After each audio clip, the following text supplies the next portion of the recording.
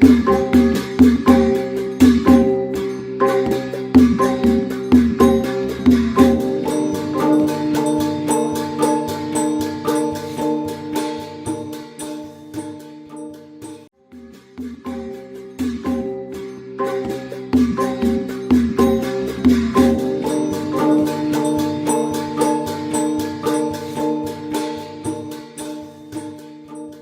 းလုံးပဲမင်္ဂလာပါ People's Radio မြန်မာရဲ့ channel ကို podcast စီစဉ်ကနေကျမ Esther ကပြန်လည်ကြိုဆိုလိုက်ပါတယ်ဒီကနေ့နားဆင်ရမှာကတော့နမ်ကောတတာကြိုးစားမှုကြောင့်မိုးကုတ်လာရှုံမှုဆဲရှင်လိုင်းတွေတွားရည်လာရေးခက်ခဲနေဆိုတဲ့တင်ထေကီလျစပီးရှောင်းစခန်းအတွက်အရေးပေါ်ကူညီတွေလိုအပ်နေတဲ့ဆိုတဲ့တင်စားတဲ့ထူးခြားဖြစ်စဉ်တွေကိုတင်ဆက်ပေးသွားမှာပါ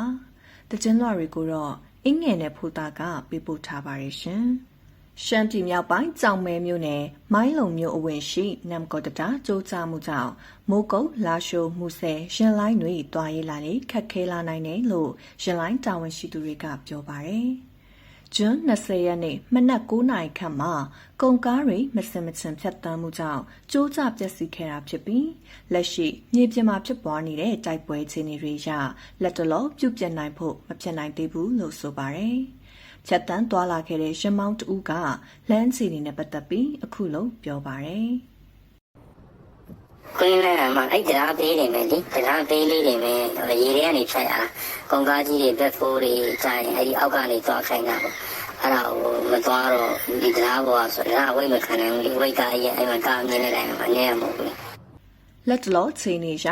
ကားကြီးတွေကပဲကွင်းလန်းကနေတဆင့်သွားလာနိုင်ပြီးကားသိမ်းတဲ့ဆိုင်ကယ်တွေဖြတ်တန်းဖို့အန်ဂျင်များတာကြောင့်ရင်လိုင်းတွေကအခက်တွေ့နေတယ်လို့သိရပါတယ်။တတားကျိုးတဲ့နောက်ဆက်တွဲအနေနဲ့တတားနီးကတမိုင်ကွေ့မှာကားစီးရရာချီတန်းစီပိတ်မိနေပြီးမြေပြင်တာဝန်ရှိသူတွေစီကိုယာယီတတားထိုးပေးဖို့အတွက်တောင်းဆိုထားတယ်လို့ရမောင်းတွေကဆိုပါတယ်။အရင်နေ့တည်းကျတော့အဲ့ဒီလန်အသွားလာနေတယ်လေမှာအခုကငါကြောက်နေရောဓာရှူရောမူဆယ်ရောအားလုံးကဒီမန္တလေးကနေသွားတာကုန်ကားအားလုံးကအဲ့ဒီလန်သွားနေရလေအဲ့ကကြတော့တရားကုန်ကားတွေများမခံနိုင်တော့ကွင်းလန်းလောက်တာပြီးတယ်အဲ့ဒီကွင်းလန်းမသွားကြလို့ကုန်ကားတွေလေခုမှလည်းလမ်းမပြင်နိုင်ဘူးလေတရားလည်းမပြင်နိုင်ဘူးလမ်းတွေလည်းမပြင်နိုင်ဘူးအကုန်လုံးတော့ရှောက်ကလေအဲ့လိုဖြစ်တော့လမ်းတွေတော်တော်ပြတ်ပါတယ်ဒီခေါက်ပါ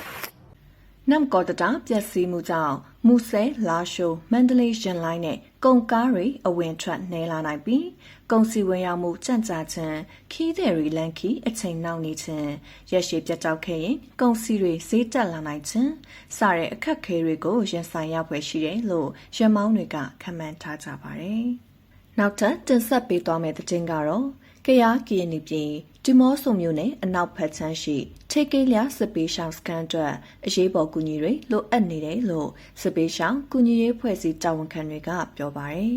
။ထေကီလျစပီးရှောင်းစကန်တွေမှာ2025ခုနှစ်အတွင်းဇန်နဝါရီလကနေအခုဇွန်လအထိစံ15အိတ်တာရိတ်ခါရရှိထားပြီးလာမယ့်ဇွန်လအတွက်ရိတ်ခါပါဝင်ပညာရေးနဲ့အခြားကဏ္ဍတွေအတွက်အကူအညီလိုအပ်နေတာပဲဖြစ်ပါတယ်။ Jobs for Kaya JFK အဖွဲ့ရဲ့တာဝန်ခံတူကအခုလိုပြောပါတယ်။အရှိအနေနဲ့တော့ဆမထောက်ပံ့ခြင်းအနေနဲ့တော့မရှိဘူးเนาะ။သူတို့အနေနဲ့ဒီစစ်ပေးဆောင်ပြည်သူတွေစီကနေပြီးတော့ကျောင်းဝင်ကြီးရလစဉ်ကြီးလေးရကောက်ခံဖို့အတွက်တော့သူတို့အစည်းအဝေးတိုင်ပင်ထားကြတယ်ဒါပေမဲ့မလုံလောက်ဘူးเนาะမလုံလောက်ဘူးဆမထောက်ပံ့ခြင်းကိုပေးနိုင်ဖို့အတွက်မလုံလောက်ဘူး။နောက်တစ်ချက်ကတခြားအဖွဲ့အစည်းတွေကလည်းအဲ့လိုစမထောက်ပံ့ကြေးပေးဖို့ကိစ္စလည်းတိတိကျကျစနစ်ကျချတာမျိုးတွေမရှိသေးဘူးပေါ့နော်အဲ့ဒီစကန်ကကိုတူကိုထစာတင်ဆောင်မှာလဲဆရာ2ဦးနဲ့ဆရာမ10ဦးရှိပြီးသူတို့အတွက်စာတင်ဆောင်တင်ထောက်ကူပစ္စည်းစာရေးကိရိယာနဲ့ထောက်ပံ့ကြေးတွေလည်းလိုအပ်နေကြတယ်လို့ဆိုပါတယ်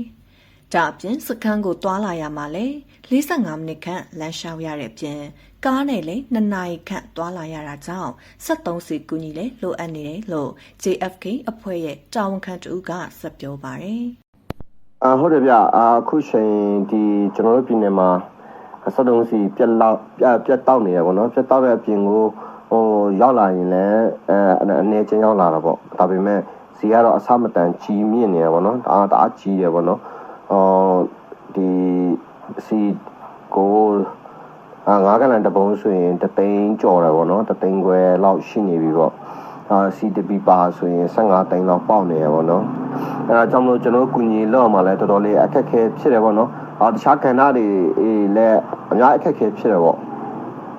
ကျွန်တော်တို့ဆိုဥမာစစ်ဘေးရှောင်တွေကိုဒိတ်ခါတပ်ဖို့တာပဲဖြစ်ဖြစ်ကွင်းစင်တာပဲဖြစ်ဖြစ်တွားဖို့တော့မှတော်တော်အဲ့ဒီစီကိစ္စနဲ့ပတ်သက်ပြီးတော့တော်တော်လေးစဉ်းစားနေရတဲ့အနေအထားဖြစ်တယ်ပေါ့နော်လက်ရှိစခန်းလူဦးရေစည်ရင်အရအိမ်ထောင်စု126စုလူဦးရေ963ဦးရှိပြီးတက်ကြီးရွယ်အိုနာတာရှည်ယောဂတဲ့နဲ့မတန်ဆွမ်းတွေလည်းပါဝင်တာကြောင့်ရှာတီတုတ်ကွေအတွက်စေဝါကူညီတွေလည်းလိုအပ်နေကြတယ်လို့သိရပါတယ်။ချေကီလျာစခန်းကစပီရှောင်းတွေဟာလွိုက်ကော်မြို့ပေါ်ရက်ကွက်လွိုက်ကော်မြို့နယ်တွင်းကကျေးရွာတွေနဲ့လက်ရှိဖြစ်ပွားနေတဲ့မိုးပြဲမြို့အရှိတ်ဖက်ကန်းကကျေးရွာတွေကနေတိမ်းရှောင်လာကြတာဖြစ်ပြီးအများစုက2023ခုနှစ်နိုဝင်ဘာလ17ရက်နေ့မှာစတင်ခဲ့တဲ့တက်လေးလုံးစစ်စင်ရေးကာလတွေကတည်းကလာရောက်ခုလုံကြတယ်လို့စပီရှောင်းကူညီရေးတာဝန်ခံတွေကပြောပါတယ်။ဒီတစ်ပတ် People's Radio မြန်မာရဲ့ Channel Podcast Season လေးကတော့ဒီလောက်ပါပဲရှင်။အပတ်စဉ်တိုင်းတင်ဆက်ပေးသွားမှာဖြစ်လို့နောက်ပတ်တွေမှာပြန်လည်ဆုံတွေ့ကြပါမယ်ရှင်။နာတော်တာစနေကြသူများအားလုံးကိုယ်စိတ်နှပြရှင်လန်းချမ်းမြေ့ကြပါစေရှင်။